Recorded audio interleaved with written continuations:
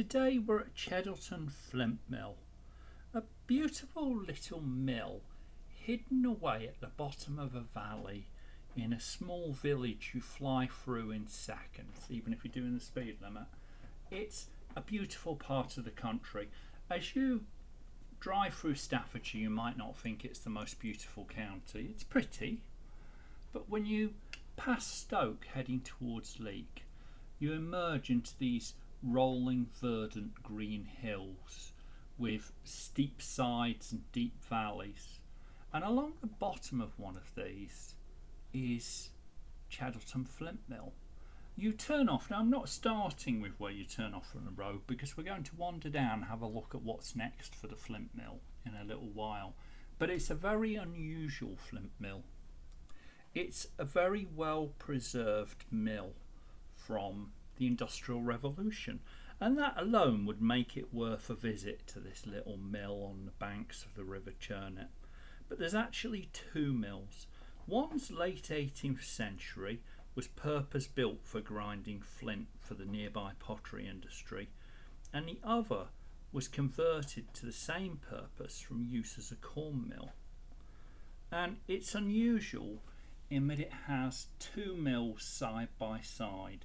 I believe it's the only one in Britain, one of few in Europe. Normally you have one mill race, one watermill wheel, and maybe you add a second, then you add them in tandem. But here they're next to each other. There's two races, two mills, and it's open twice a week, so do make sure you check the details on the website that's in the comments. It's volunteer based, free of charge. You will see people working on the mill and the surroundings, and they will very happily come and help you and advise you. I started off on my own, but it wasn't long before a very eager, actually grandson of one of the operators of the mill, came and gave me a detailed guided tour. This is the mill that was built specifically for grinding flint, and the way it worked is you had these big vats, and you can see the water mill turns through cogs, that giant one we saw downstairs. It transmits the power upstairs, then another cog reverses it to be horizontal, and it spins that set of fans in a large vat which would have been swimming in water and cooked flint. Now flint is very hard. If you've ever been to the south of England, you'll have seen large nodules of flint laying around. But here it's been cooked and then it's ground up. Because it's been cooked, it's more fragile, it's more easily broken down, and it's put in a slurry of water and ground with water from the River Churnet, and it's on a bed of stone, and those metal ends to the blades ground on the flint and broke it up. Then they would empty it out, put the big chunks back in, let the water settle, and the settling tank is actually down below.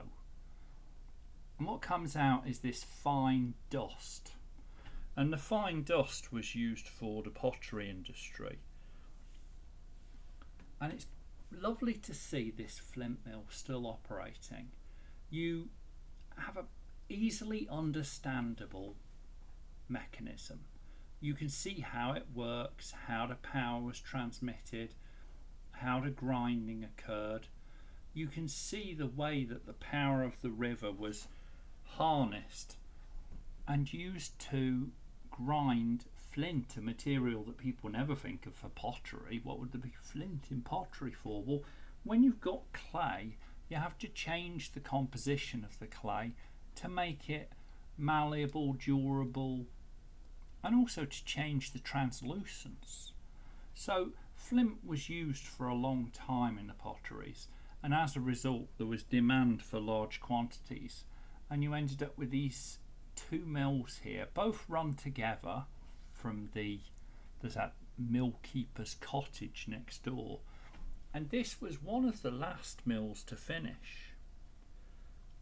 It was listed in 1986 as grade 2, but it operated as a flint mill right up until the 70s, before being saved from destruction by this museum trust. Here's another way that flint was broken up into dust. Hammers, so steam or water powered trip hammers. They'd be raised, they'd flip off the limit, they'd drop and smash, smash, smash. They grind it down. This was a common approach. Have you ever seen the obelisk that's still in the ground in the quarry in Egypt? It's often on YouTube. The belief is that that was broken down by pounding with boulders, and this was just an industrialised version of that. Over here next to this workshop, I won't show you the workshop, there's the River Churnet as it bypasses the mill partly, and there's also this small metal board with holes in it, and the slurry tank was behind here, and it would allow water to come in so that there was enough water to maintain the consistency, and in gravitational separation, so heavier segments fall to the bottom. Here you see an old grinding stone, not particularly linked to the flint mill itself. You need something pretty strong and durable to grind flint into dust. And against this beautiful summer sky, I know it's cloudy, but it was such a warm day. You see the outline of the chimney here. And there is actually a steam engine here, but it's rather anachronistic. We'll get to that in a little while. It was saved by the trust, but doesn't really belong here, but still lovely to see it in place. And you can tell the age of the buildings. It's got that Industrial Revolution feel. It sits right next to the canal that Brindley built, and at some point in the near future we'll go to the end of that canal. Now down here, this post sticking out through the wall, I only just caught a bit of it, is actually part of the original mill, which probably dates back to, well, Wikipedia thinks it's Middle Ages. The staff believed it's Norman. Certainly a very old mill on this site, long before the current mill. And inside we see a grinding stone. And you can understand the way that power is transmitted from the water. It's very different to experience this flint mill to just looking at small models in a museum. It brings it to life. The building has the feeling and smell of an old industrial application of science to turn what would have been a small scale craft into an industrial application which lasted for a couple of 100 years, and now it's still running. You only really get to see it twice a week. If you turn up on a day that it's closed, it's just standing static. But at the moment it's Wednesday and Saturday, but do check the website, because you really want to see this mill turning. The experience of seeing a proper water wheel in a proper original industrial location, seeing exactly how it worked and how, in many ways, how basic it is, in the other way, how well thought out. And they're still doing a lot of work on it. I think the guided tour is really useful. You see these grinding teeth and you think, quite, how did that work? Well, the very knowledgeable staff will tell you all about it and give you a very good feeling for why this is a really important historic site. I think we don't do as many Industrial Revolution sites as I'd like on this channel, but this is one I definitely wanted to include because it gives you a feeling for how industry was 150 years ago and how that way of life, that way of doing business, really survived right the way through to the post-war years. We'll see the stencils at the end from around Europe and the world where flint was milled here on a contract basis, and other stones as well, from places as far afield as Buenos Aires and Helsinki. And this mill kept running, kept going, slowly grinding its way through whatever product people wanted. Here I talked about the slurry. You get a bit more of a feel for the slurry at the bottom of the tank. The water helps lubricate it, helps with the process of breaking down the cooked stone. And the stones on these platforms are not quite accurate. It would have been teeth on the bottom that ground against that grinding floor, and then the surface would have been replaced every probably 6 months to a year, because this was a brutal process of slowly and deliberately grinding down a very hard substance. But I really enjoyed this visit. It's a unusual site, and it captures that history in microcosm that would otherwise just be a picture on a wall or a model in a museum if you were lucky. Who even thinks about grinding flint these days? People see flint in a field or talk about knapping flint in the Iron Age and Stone Age. But millennia later, it was still being ground using this industrial process. And it's only really here that you can even see the remains of the process, let alone actually watch it.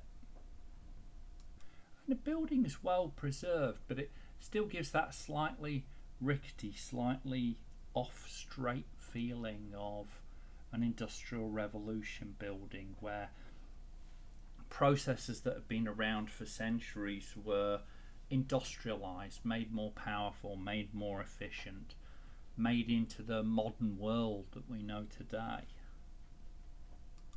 And here, looking down, you can see the chutes that the water would have run down with the flints in. And here was the settling tank.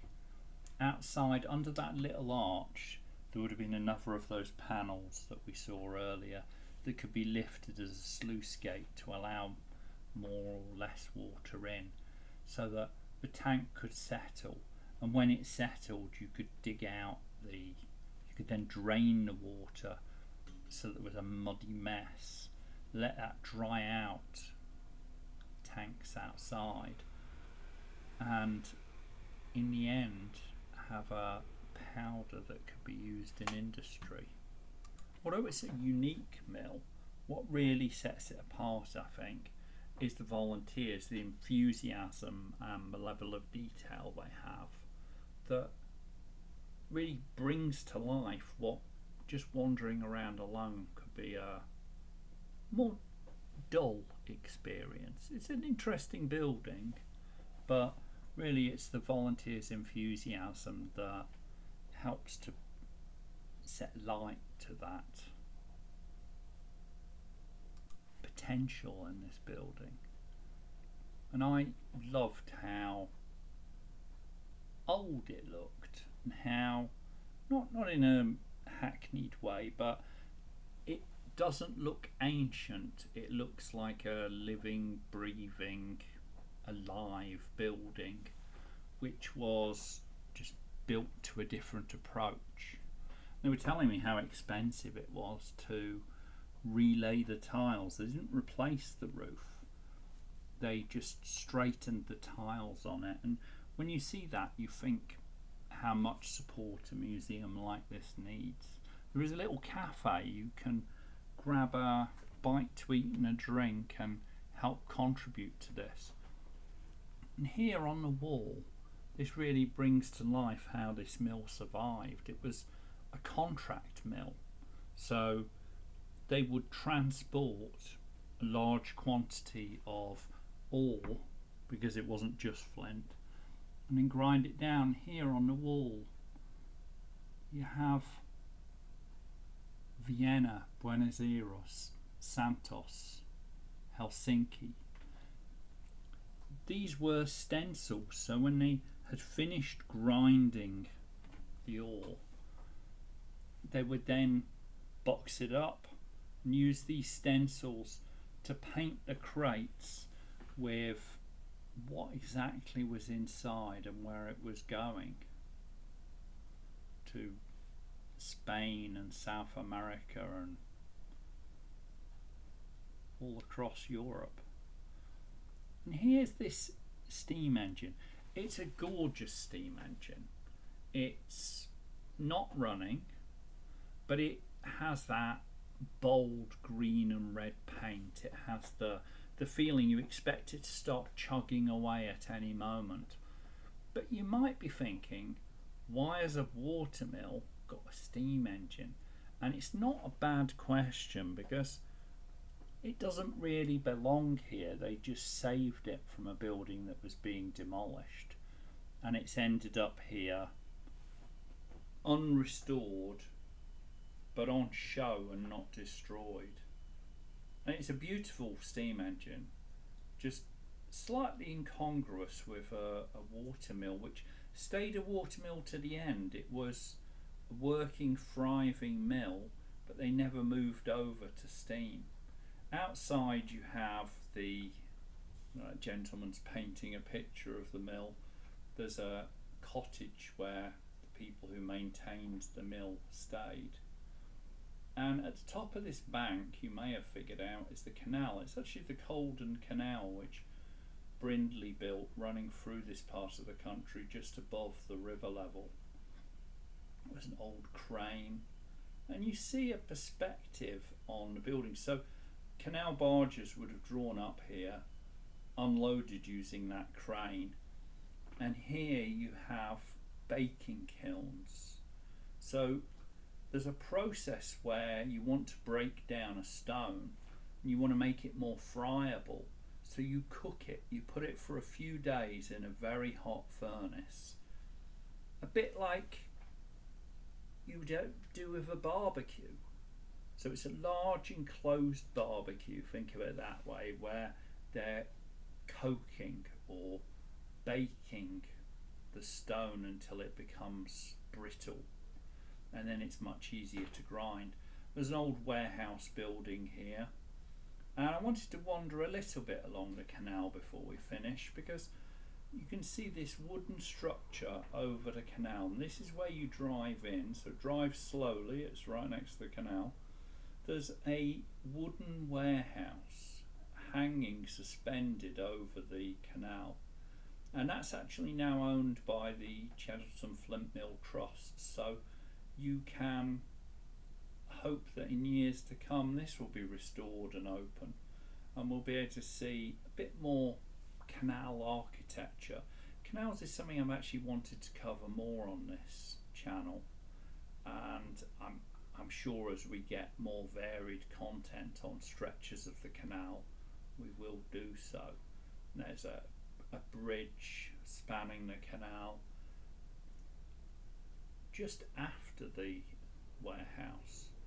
And if we wandered down here a couple of miles, we'd come to Froggle Wharf, the end of the canal, which is a quaint and picturesque spot that I feel certain we'll be visiting in coming months. Now, please do like and subscribe if you got as far as this. I definitely recommend visiting Cheddleton Flint Mill, and hopefully we'll see you on Saturday for a very different period of history.